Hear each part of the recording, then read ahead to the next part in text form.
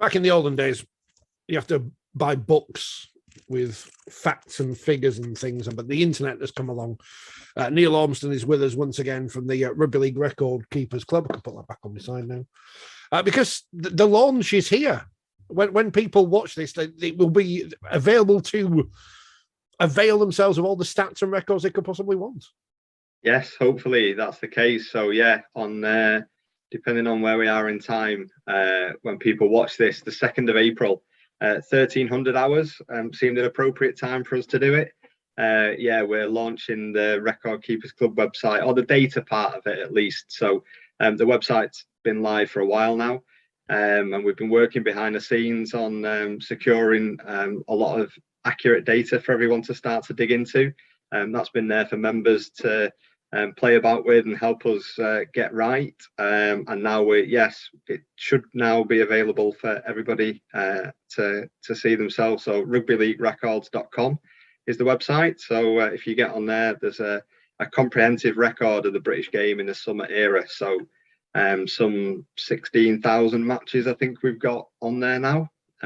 So yeah, fill your boots really. So you mentioned the summer era. It's now the task is to fill in the slightly big gap going further back. Yeah, and that was based. I debated with myself on this one quite a bit because I'm one of those people who's not a great fan of the tendency to start records from summer era and quote Super League records and the like. I'm really not a fan of it, but we've also got to be practical about how we approach this. There's 70,000 matches going back to 1895.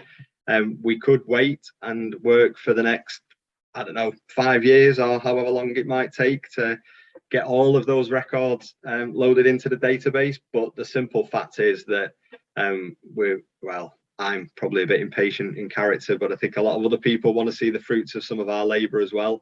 And there's been a huge amount of people who've invested a lot of time in getting us to this place. So I need to give a big shout out to Chris Hynett, whose information a lot of this is based on. And that was a key part of why we've gone for a summer era only bit of data first. Is Chris had done a fantastic job linking players as they've moved between different clubs.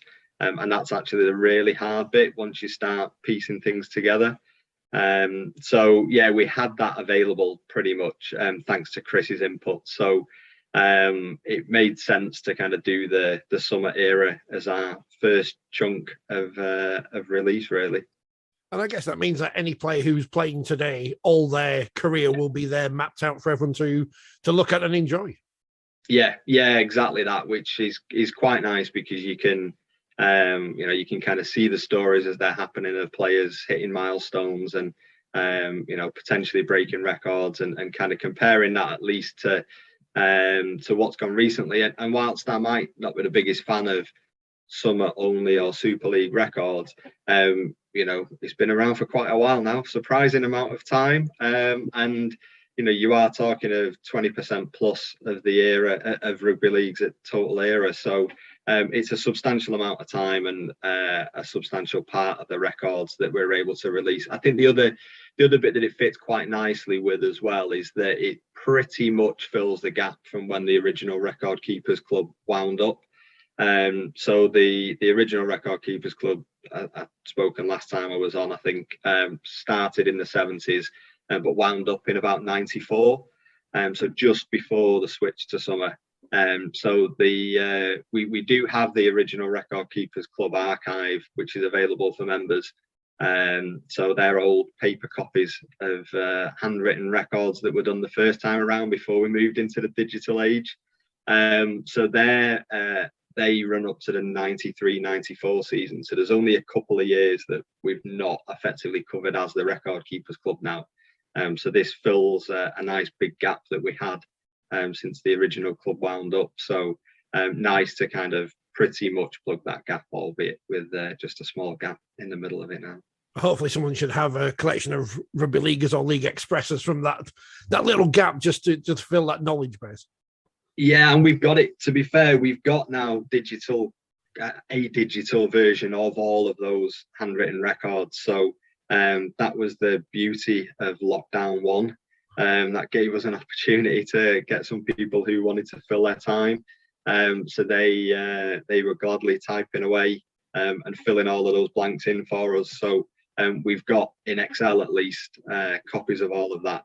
That'll upset Martin Madonna, who's our database man, because he doesn't count it as long as it's in Excel. It needs to be in a database to be real as far as he's concerned. But he's done a brilliant job with the database side of things. So with the help of the volunteers typing all of that up and Martin constructing it into a database, we'll get there in the end with all of the other 50,000 matches, but it's going to take us some time to do that properly. I wish I still knew how to do pivot tables and stuff, but that was a long time ago in a past life.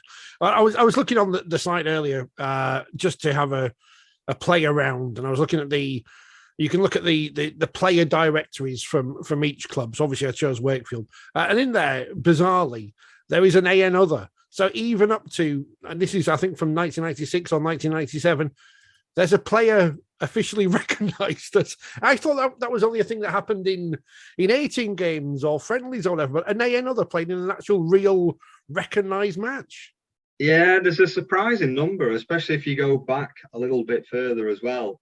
I think Michael Warrington's got half a dozen maybe who played as trialists and not got names for. So if we find out the name of a trialist after they've played, then we will put them in. But by definition, you're on the back foot from the word go, I think, with these, because there's a reason they're playing under assumed names or under trialist names a lot of the time if they're rugby union converts. That's one of the reasons why you don't see it quite so much, obviously, in the summer era now. And I guess in the world of social media, you'd probably struggle getting away with it quite so much. But yeah, there's the odd one in there. There's a very, very, very odd one where we're maybe missing a name of a player completely. There's a small handful of games in a rather obscure competition that was played over in France, which causes some interest around Danny Bruff's record, actually. Because the National League under-21 team sent a representative side over that Bruff played in. But we haven't been able to get full records of all of those matches yet. So the Le Peruse Challenge, I think it was. So if anyone's got any details on that, I'd love to get it off them. But one thing we know for sure is that Bruff kicked 3 goals in that tournament, and that does count as a first-class match. Because under 21 grade rep games do count, going right back to when Great Britain used to play at under 21 level, they do count in player career records. So they were a pretty important 3 goals, because I think his points total is 3987 if you include them, which puts him 2 ahead of John Woods in fifth all time. So without those 3 goals, then he'd be languishing in 6th. There was some great consternation about, was it Danny Bruff's appearances or points midway through last year where someone thought it was his whatever numbered game and it was 1 behind or something? Is that one of the missing games? Is that where everyone got confused? I think that's another. I think that was uncovered a little bit later. There was quite a bit of debate about his final total, because it was going up and down like the proverbial at one point. It was I think he was originally announced as being joint fifth with Woods when he actually played his last match, but there's been a few ins and outs since then as we've kind of refined things and agreed records with Dan Spencer, who does a lot with the RFL, obviously. So he and I are in quite close contact, making sure that we've got alignment. So we check in advance now all of the milestone announcements that's made through the RFL. So we're trying to keep alignment on all of that stuff. So, and that's one of the advantages, obviously, that having the information on the website will kind of give. We had a query when Alex Walker rejoined London, because he actually played 99 games there prior to re-signing for them this season. So he was on the brink of his 100th match, and it was super easy, obviously, for us to check. But come the time people are hearing me speak about this, you'll be able to check for yourselves. And I think that's one of the hopes as well, is that there's quite a wide group of people who might be interested in this. Obviously, we kind of think about fans first of all, but we've actually had a couple of players get in touch recently. One guy joined as a member because he wanted to see, I'm not going to name him, but he wanted to see his record.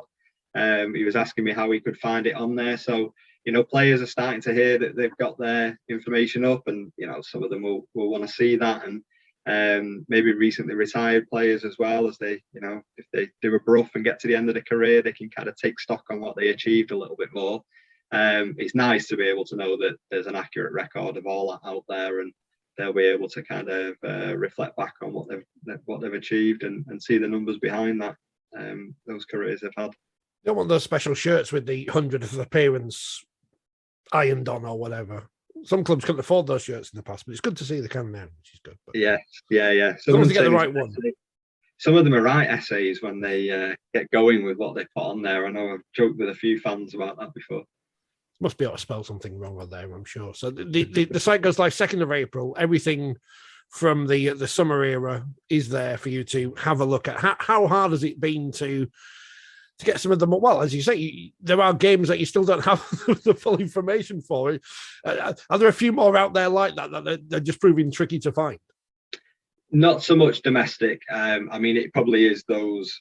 I think there's 4 or 5 games in that tournament, and it's because it's played in France, and it's because it's end of season and not a major representative team that's involved. It wasn't reported so much. I guess people, press wouldn't have even travelled over.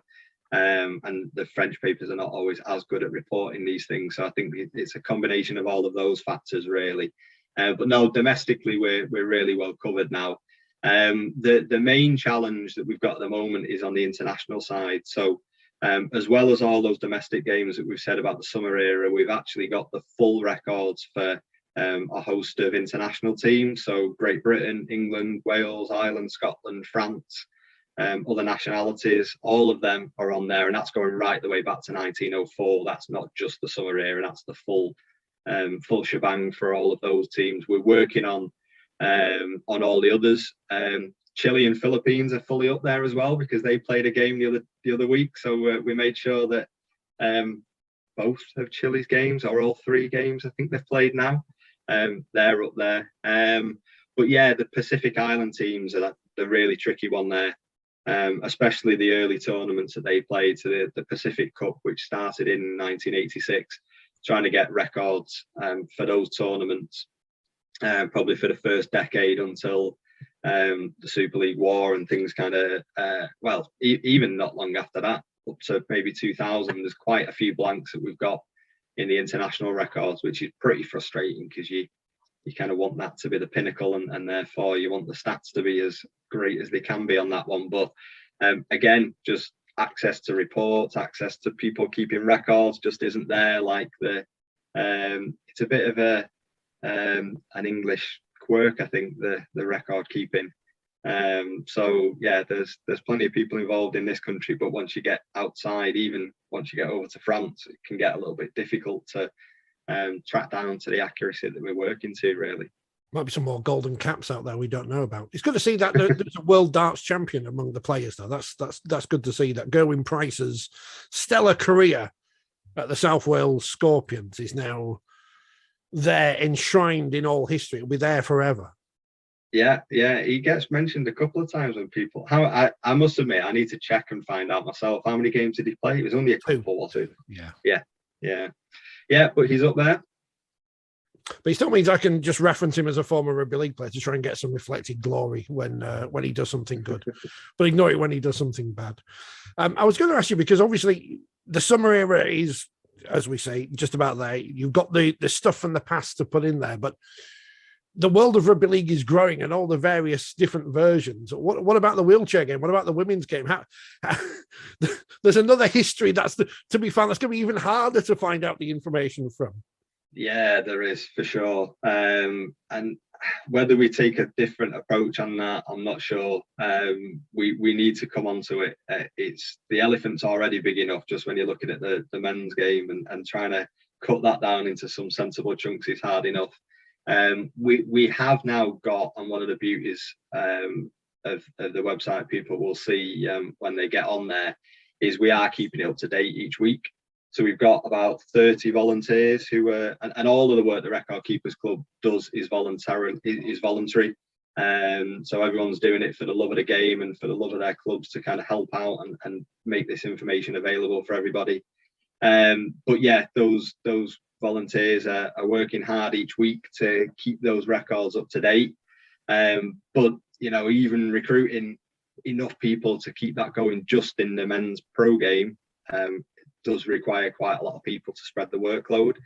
To start to think about expanding that to include the women's and the wheelchair, just to keep it up to date and do it justice, because we really focus on the accuracy. That's one of our kind of key points of difference, I think, from other sources that you might be able to find online, is we really want it to be top quality, accurate data that we're putting out there. So we want to be able to do it justice. So I think before we think about expanding into other formats or other areas of the sport, we'd really want to make sure that we could do it justice. And I'd probably rather not do something on women's game and the wheelchair game than do it a bit half-assed. And that's probably more disrespectful than anything to not do it properly. So yeah, whether we can get enough more people involved, if there's people out there who want to help with that, then that would be fantastic. Please get in touch if that's the case, because we've got the tools set up. It's more the resource and the bodies and the hours of people's time to kind of help maintain that sort of thing. And yeah, if we can get to that point, then we can maybe start thinking about looking back. But sources of information are increasingly difficult once you get into the women's game, even pre-2017 especially. There's a lot of games played that you would count at a similar level, but it's just not going to be the information available, unfortunately, on a lot of those things. It's almost not available now, which is something that needs to be sorted, but that's another thing for another day. Apart from asking you, why do the NRL have a Hall of Fame and an Immortals? Because it just seems like a duplication of effort, which you can't do that. There's nothing to do with you. It's just one of those bizarre things. The website is full of stuff. It's not just Gerwyn Price played 2 games for South Wales. As I mentioned there's links to the Hall of Fame. There's match season by season records, all the records of British Rugby League. There is a lot more than just player X played these number of games and scored this number of points. Yeah, and we're trying to put any interesting related content up there. So, and again, the accuracy is key on that one. So Tom Hemingway gets his credit for his 22 goals that he's kicked, which is a match record joint with Jim Sullivan. The governing body's own website doesn't even give him credit for that. But I think that's been requested since about, when did he do it? 2010, was it? So it's not been managed to be updated on the RFL's website yet. I've mentioned it a couple of times, but it's not got on. I'll keep badgering them for it, so it does get done one day, hopefully. But no, we've got all of that sort of stuff up there as well. We'll be putting up a full list of all of those games. So whilst we might not have the full match details in terms of lineups and scorers yet, we will stick the whole 70,000 matches up soon, so everyone will be able to find the results of every match. League tables is something we're looking at getting on there as well. There's actually quite a lot of inaccuracies in most of the league tables that you would find, even in sources like Rothman's. If you're sad enough, like I have been, to check those, you'll find there's a couple of instances where the total points scored doesn't equal the total points against, which is obviously mathematically impossible. So there's a few quirks in those, and we've managed to iron all of that out and link it into the actual results.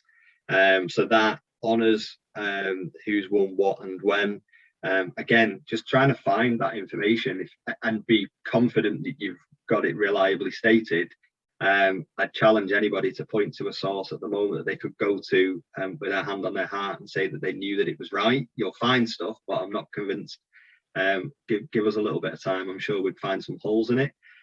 So yeah, we want to make sure we've got that sort of stuff up in there. And yeah, there's lots of links to a few external sites if people want to see the kind of match stats of how many meters people have made and that sort of stuff. We've got a few links to that to help people navigate their way around the broader stats world. That's not something we carry ourselves, because that's a minefield of collecting all of that, but we put links up there for people as well. So yeah, we want it to be the go-to source for people to kind of come to be able to find accurate records of the games. So we'll do do the best that we can do. Chris Lyons deserves a lot of the credit for the website development. He's the guy who's the brains behind all of that, and he's done a fantastic job, and we'll continue to be developing that for a long time yet to come, I think.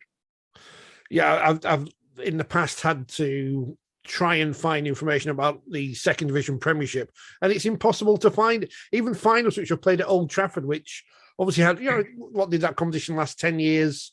We'll have the grand final, but when the Premiership final moved to Old Trafford 87, I think. So 10 years of it before it was binned off for the grand final. And it's almost impossible to find results of the finals there. So it's invaluable even for obscure things. And the game last week, as you say, the records are kept up to date week by week now. Yeah, it's surprising how stuff that you think should be really readily available, mainly because you can remember it, it's in your lifetime, and you want to see the details of the first match you went to, and again, you'll struggle to find that sort of stuff. It's just not out there and not available, and even things as fundamental as finals is really tricky to find. Something that's been a bit of a personal passion of mine has been the lineage of trophies, and trying to find out the linear champions. What's been used for what? Well, it came from I was helping Warrington doing some work trying to track down trophies that they'd won in previous competitions, and because there was a few that we didn't know where they were, and one that wasn't known at the time was it was the league leaders Rose Bowl, as it was. So the one that was given out from when two divisions came back in '64, they gave a league leaders bowl, basically. So not the hubcap that's kicking around today. It's not a league leaders shield. It was a bowl.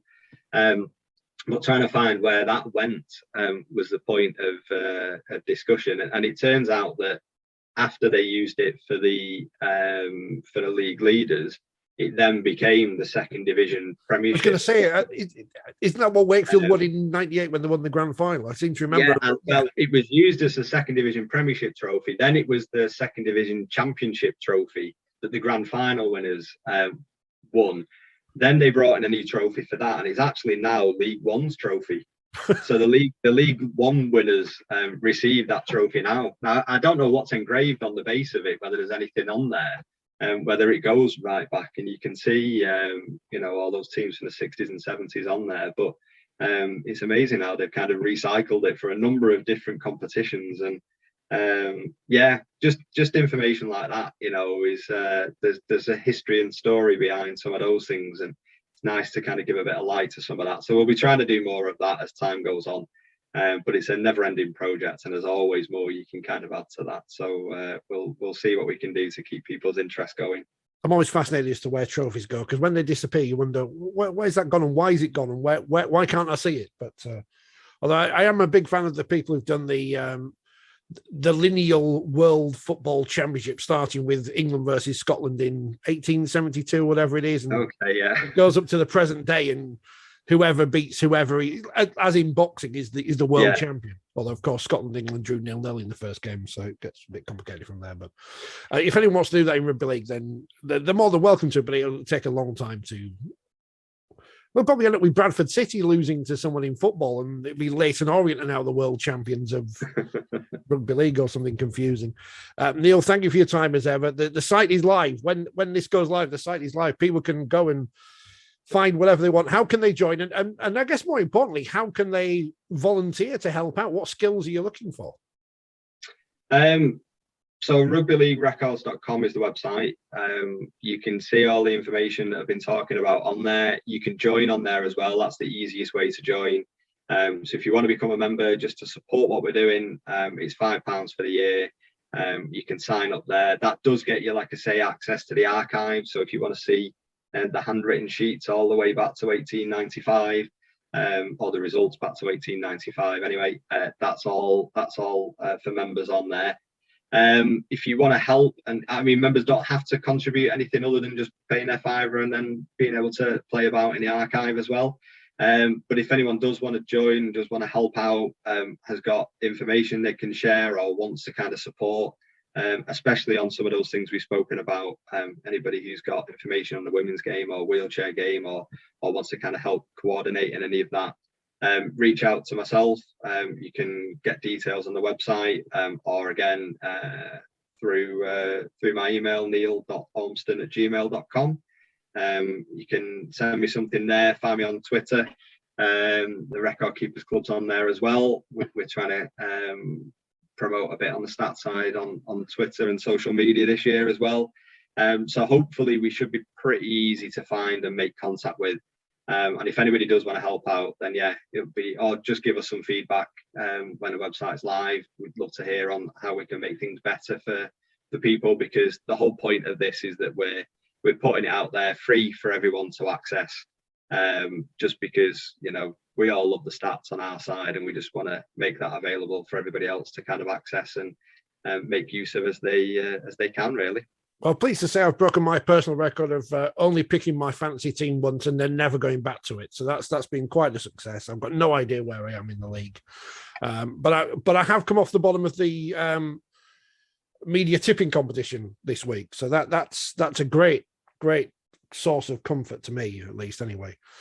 But it'll trust me to tip Leeds and St Helens. But what do I know? It's Challenge Cup week. It's exciting.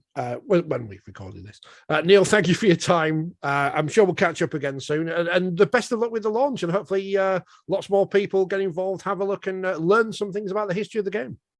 Yeah, good to speak to you again, Richard. Thanks for having me on. And yeah, take care, everyone.